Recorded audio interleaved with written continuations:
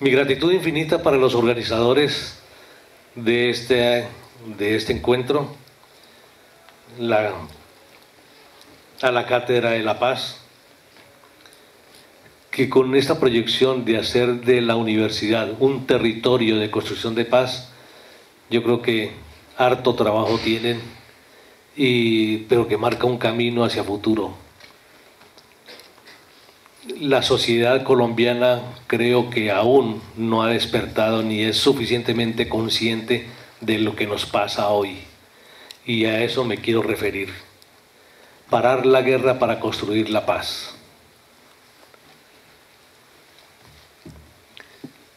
En Colombia las oportunidades de paz no son muy frecuentes.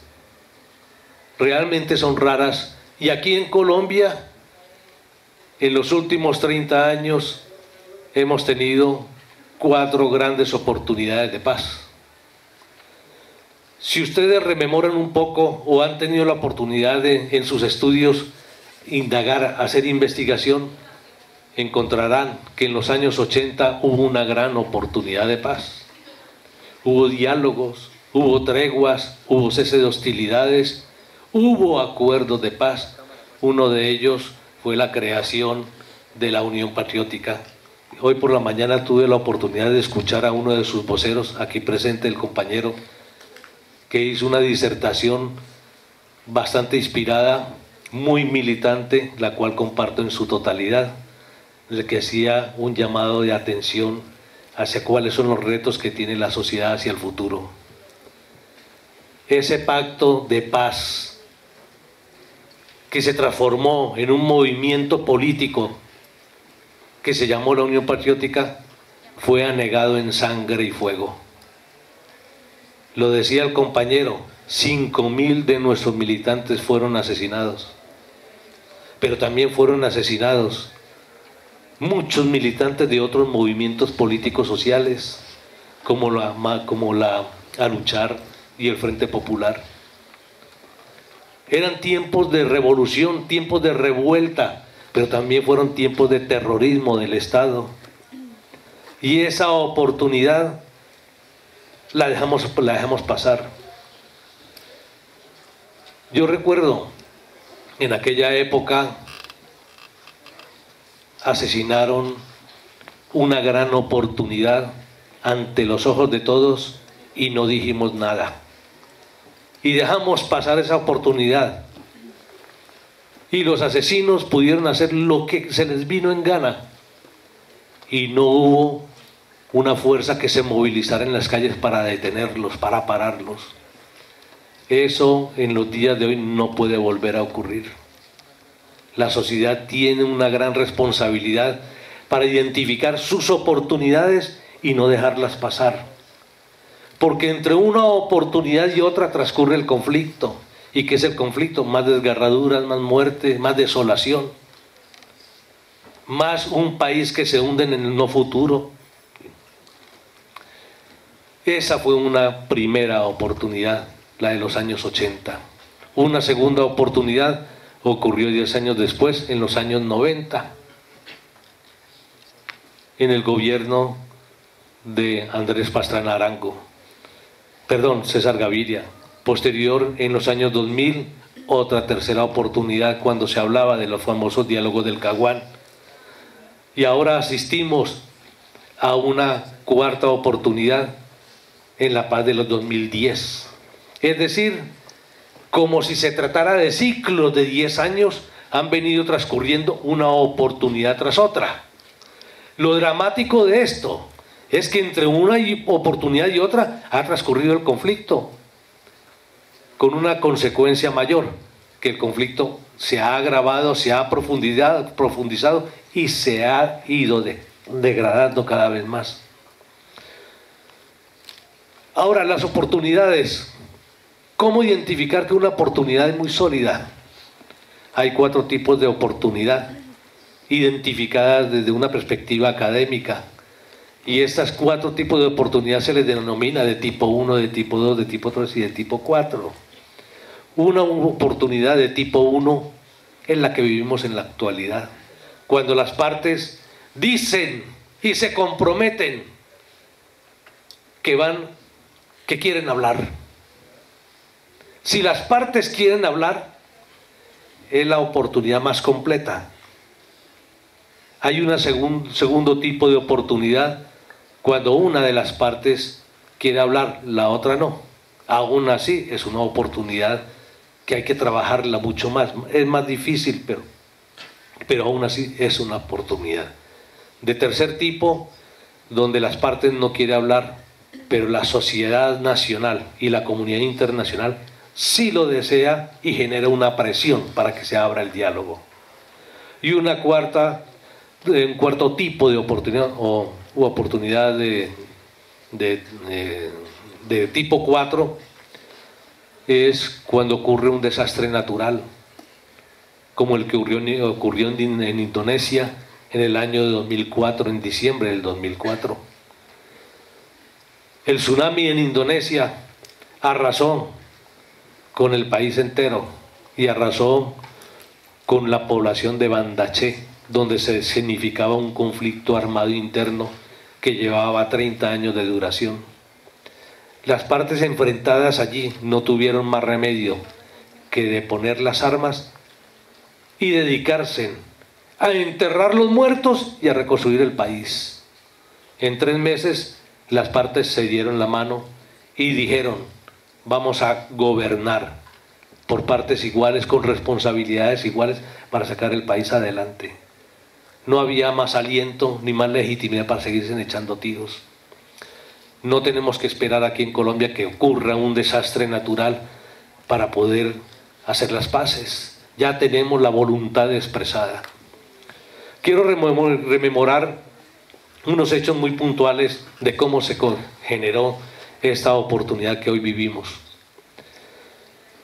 Si ustedes recuerdan, hace algo más de 4 años, el 18 de julio del año 2010, el comandante Nicolás Rodríguez Bautista del ELN, conocido como Gavino, envía un video y se dirige en persona al presidente electo Juan Manuel Santos Calderón en su primer gobierno. Y le dice: si usted está listo para los diálogos, para abrir espacios al diálogo y buscarle caminos al final del conflicto, en nosotros tiene a un interlocutor. Estamos dispuestos, señor presidente, a iniciar en el momento en que usted lo estime un diálogo con usted. 8 días después, el 25 de julio del año 2010, el comandante en jefe de las FAREP, Alfonso Cano, envía un video que es histórico y es el testamento del comandante Alfonso Cano, en el que palabras más, palabras menos, termina diciendo y reiterando: hablemos, hablemos, hablemos. 15 días después, que el 7 de agosto del año 2010, en su discurso de posesión, el presidente Juan Manuel Santos habla de que existe una puerta para la paz y que hay una llave, y que él tiene esa llave y la tiene guardada en su bolsillo, pero que si hay voluntad de parte de las insurgencias, se podrá iniciar un proceso de diálogo y de paz. Allí se cierra el ciclo para generar la oportunidad. Las partes enfrentadas en el conflicto han dicho: hablemos. Obviamente esta es la base de la oportunidad, no es la oportunidad en sí. La oportunidad hay que rodearla, hay que fortalecerla, hay que levantarla, hay que sostenerla, hay que llenarla de contenido. Las partes se dieron a la tarea de establecer contactos secretos. Secretos porque no había absolutamente confianza entre las partes. La confianza también había que construirla.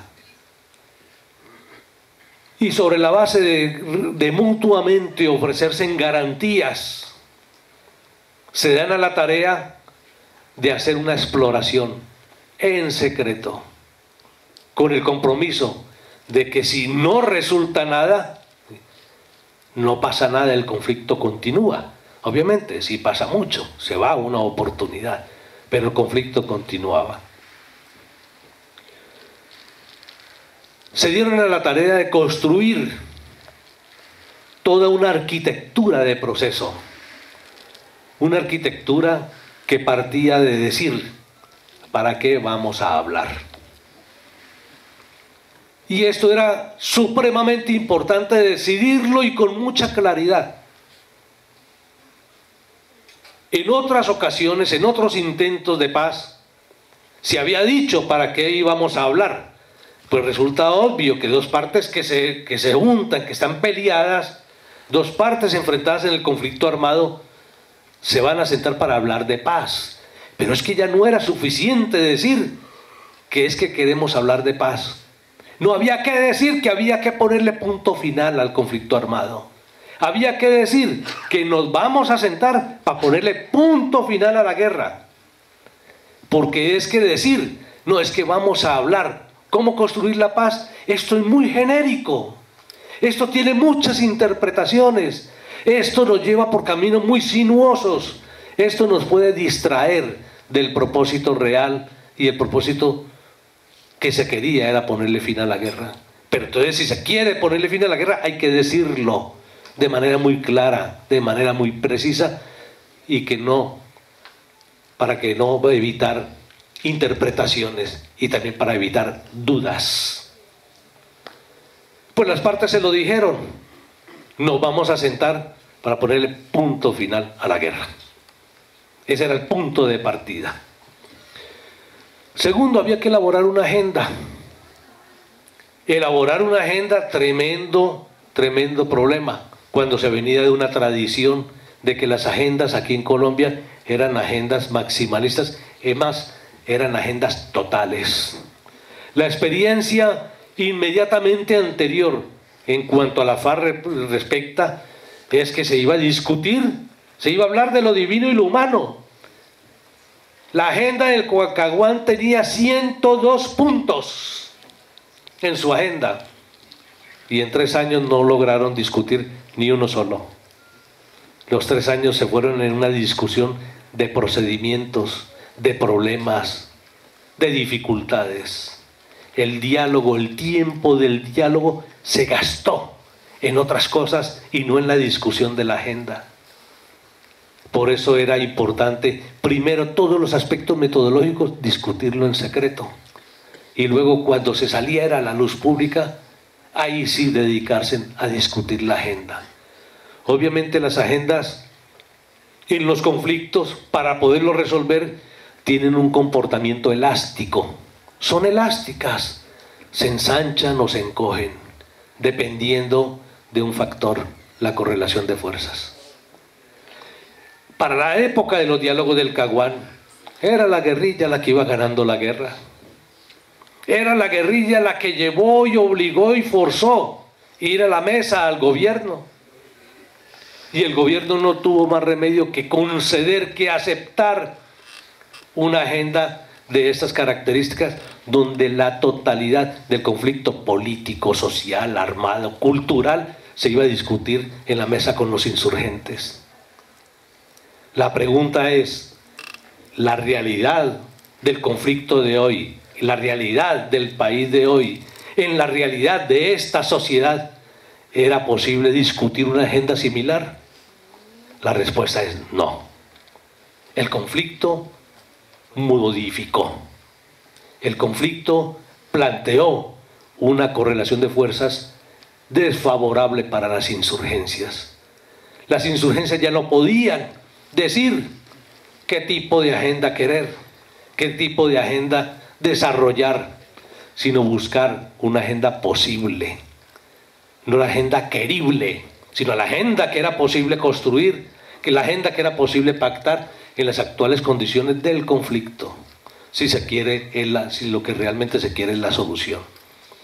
Esto llevó a que se actuara con mucho realismo y de una manera muy precisa para escoger los temas.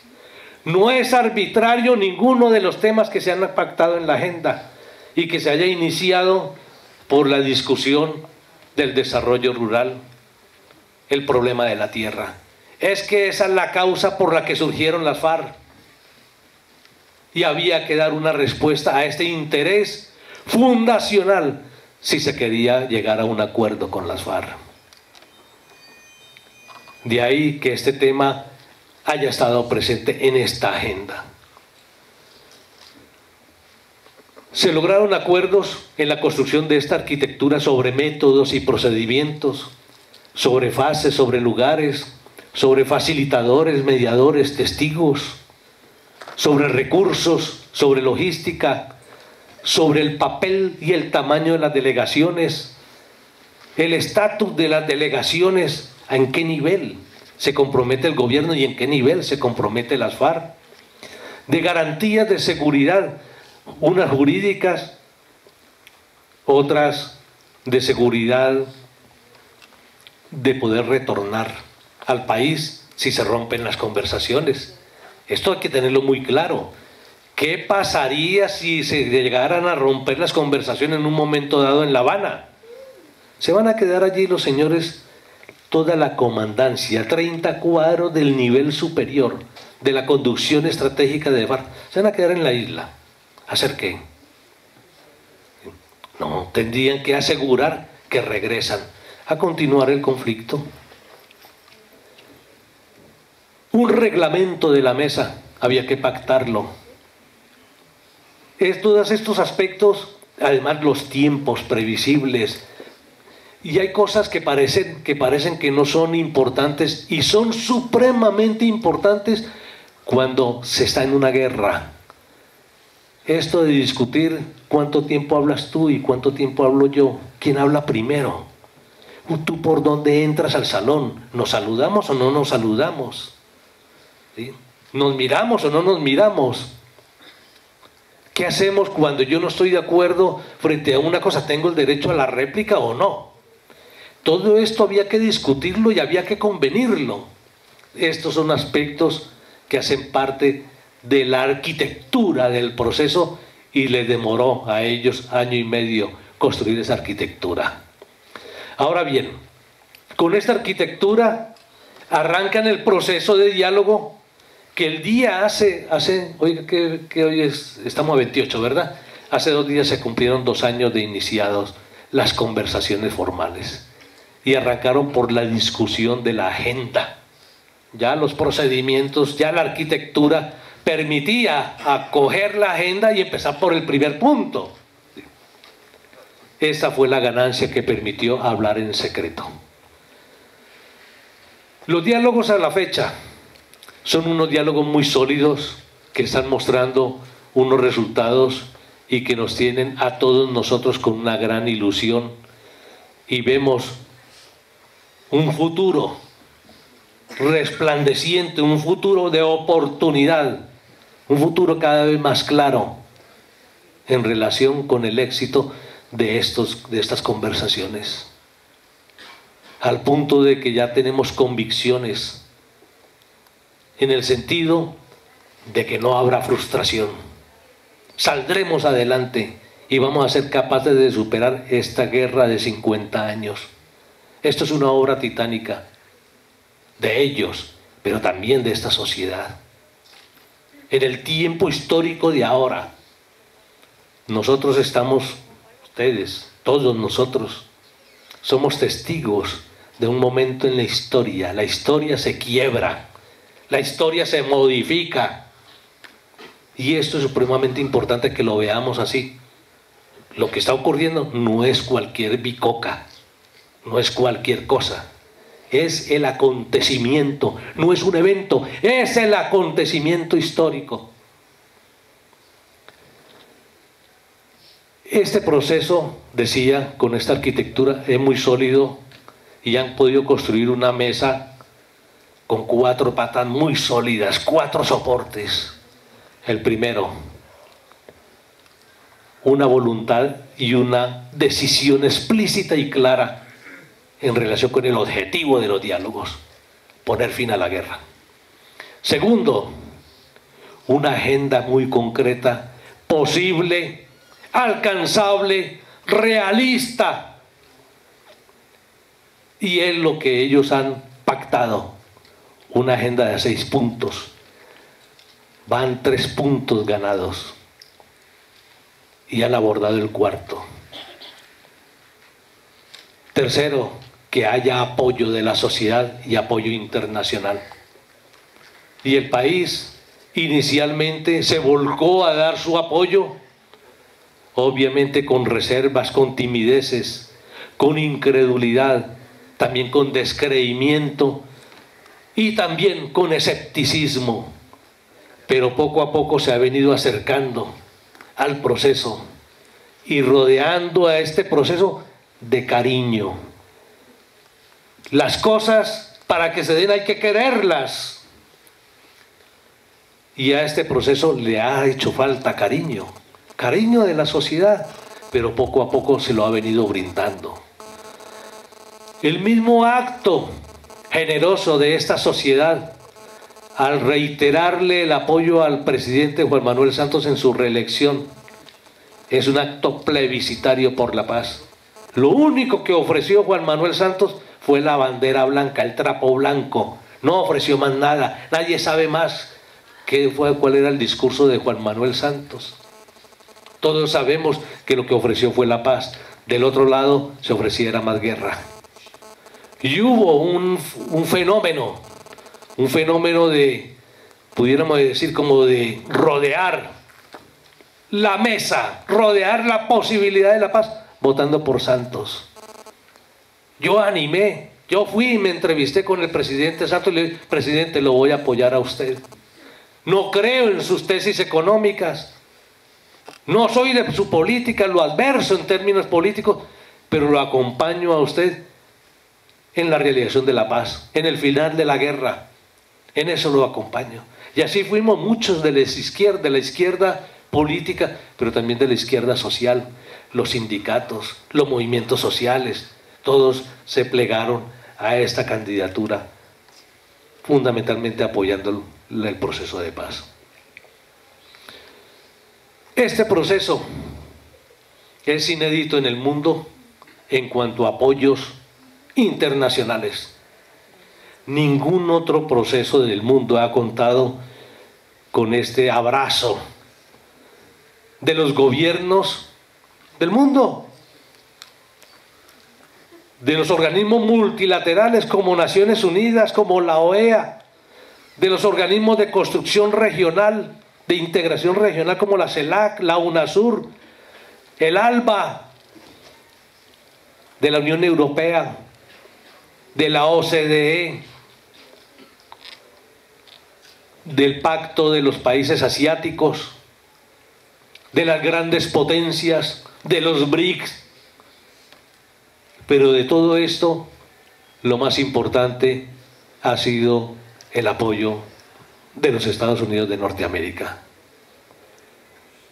Yo quiero llamar la atención sobre un hecho particular, y es hace 3 semanas en la revista Semana, María Jimena Duzán, la periodista de esta revista, entrevista a William Whitaker, embajador de los Estados Unidos en Bogotá, en Colombia.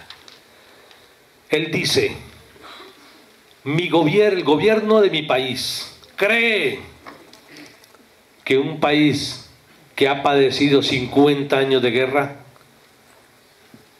merece ser sacado de la guerra, merece que construya la paz, y el gobierno de mi país está empeñado en apoyar ese esfuerzo de los colombianos. Que lo diga el imperio y lo diga en estos términos es una decisión que nos cuenta que han tomado. Pero lo más importante es registrar que la paz de Colombia está en la agenda del mundo, está en la agenda internacional. Cuando la paz, cuando un conflicto empieza a ser del interés del mundo y la paz empieza a ser también un propósito de ellos, es mucho más seguro que se resuelva. Y esto lo tiene este proceso. Tiene apoyo nacional de la sociedad, pero tiene un gran apoyo internacional. Obviamente, esta es la tercera pata de esa mesa que le da mucha solidez, pero se necesitaba otra pata para que la mesa no coge, y es resultados a la vista.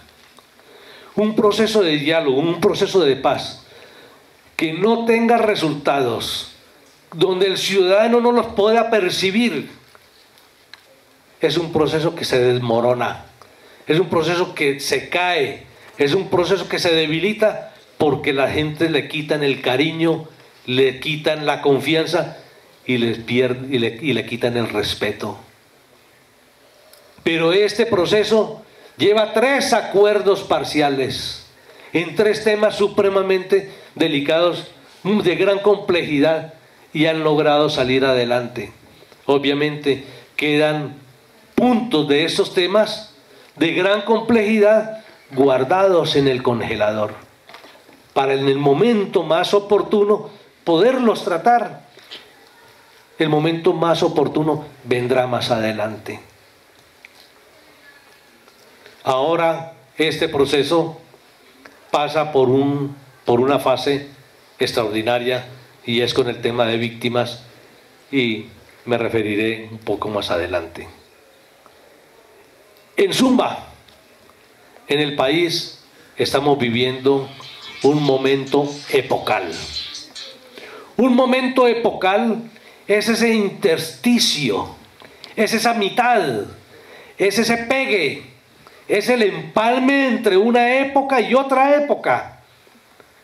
Es una época de guerra del tamaño de 50 años y una época que uno vislumbra que puede ser duradera, tanto como la queramos nosotros, tanto como lo pueda soportar y lo pueda desear y lo pueda sostener la sociedad.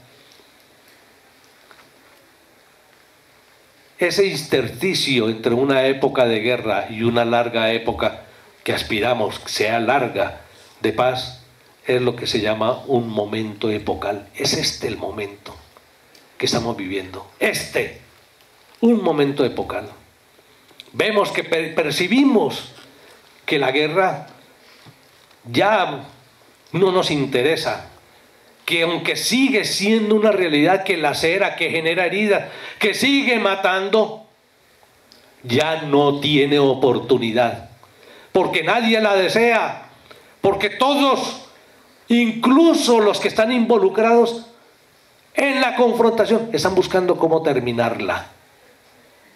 Estratégicamente la guerra ha entrado en barrena, ha entrado en declive y no tiene posibilidades de levantarse.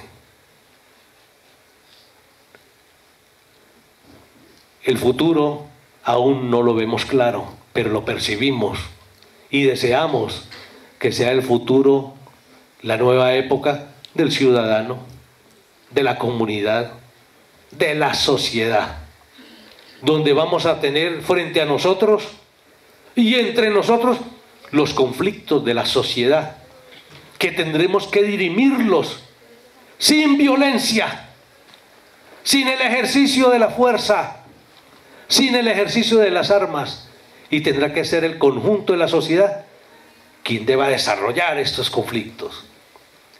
Miren ustedes el fenómeno que estamos viviendo en este momento epocal. Hoy por hoy no es el comandante Romaña, no es el comandante Antonio García, no son los generales de la República que dirigen las confrontaciones los protagonistas en los medios de comunicación. Hoy por hoy los protagonistas son unos nuevos protagonistas con nombres propios: César Pachón, César Jerez, Jairo, el dirigente de la Marcha Patriótica, dirigentes de carne y hueso, ¿sí?, que están desarrollando luchas sociales y en representación y como líderes de movimientos sociales. Son los nuevos protagonistas que van copando el imaginario y van teniendo una importancia mucho más mediática. Quiere decir que en Colombia se vienen los conflictos, el armado y los conflictos sociales se manifiestan de manera simultánea, pero con diferente intensidad. El conflicto armado es una bomba que cada vez es más chiquita, más chiquita, más chiquita y con una mecha más larga. Mientras que el conflicto social es una bomba cada vez más grande, más grande, más grande, con una mecha más cortita. Ese es el balance entre los dos conflictos. Cuando desaparezca el conflicto armado a través de un acuerdo político, ¿qué nos queda? La bomba social. Y le corresponderá al conjunto de la sociedad y a las autoridades del Estado y de gobierno dirimir esos conflictos en paz. Si lo dirime con violencia, esa bomba que se había extinguido quizás vuelva a renacer y habrá que evitarlo. No habrá ninguna razón para seguir dirimiendo el conflicto a través de las balas cuando hemos superado 50 años de guerra. Este es el reto que tenemos los colombianos. Este es el momento epocal que estamos viviendo. Es un momento de transición, de tránsito de una larga época hacia una nueva, que aún no la tenemos muy clara, pero que la percibimos y la deseamos. En ese momento se viene discutiendo en La Habana el tema de las víctimas. Y lo discute la mesa. Y allí han ido víctimas en representación personal, pero que son muy representativas del espectro, del universo de victimización, de hechos victimizantes y de víctimas que ha habido en el país. Han ido y han hablado con las partes enfrentadas en el conflicto y las han encarado. No han ido, como ha dicho la prensa, a reclamarle a las FARC. A través de los medios de prensa se ha generado una matriz de desinformación en la que plantean palabras más, palabras menos, que las víctimas que hay en el país son las víctimas de las guerrillas. No es cierto y faltan a la verdad. Primero, en los acuerdos de La Habana, en la mesa, se ha pactado que es con la mesa, es decir, las partes en igualdad de condiciones, gobierno y las FARC, le dan la cara a las víctimas.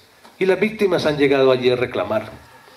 Allí llegó José Antequera a reclamarle al Estado y a los voceros del Estado, no a la insurgencia de la FARC. Llegó a reclamarle a Humberto de la Calle Lombana y al general Mora: ¿por qué mataron a mi padre? ¿Por qué asesinaron a un hombre que luchaba con la cédula y con la palabra? En el marco de la Constitución que ustedes tienen que cumplir y tienen que acatar y tienen que hacer respetar, y ustedes asesinaron a mi padre. Y no era víctima de las FARC, era el hijo de José Antequera. Pero igual también víctimas de los paramilitares encararon al gobierno y a los militares. Ustedes generaron este monstruo que violó mi familia, me violó a mí. Y yo quiero respuestas. Obviamente también estaban las víctimas de las FARC que encararon, ¿sí?, a los comandantes de la FARC. ¿Por qué nos asesinaron? ¿Por qué nos desterraron? ¿Por qué nos quitaron la oportunidad de vivir sobre este planeta? La vida no nos la dieron ustedes, no nos la podían quitar ustedes. Es decir, las víctimas encaran a las partes y así van a seguir llegando allí a La Habana. Este hecho es supremamente contundente y de un gran contenido en cuanto a la solución del conflicto respecta, pero también llegó una comisión de militares en servicio activo a discutir, a descubrir, a construir las claves de cómo desarrollar esto que se llama dejación de armas.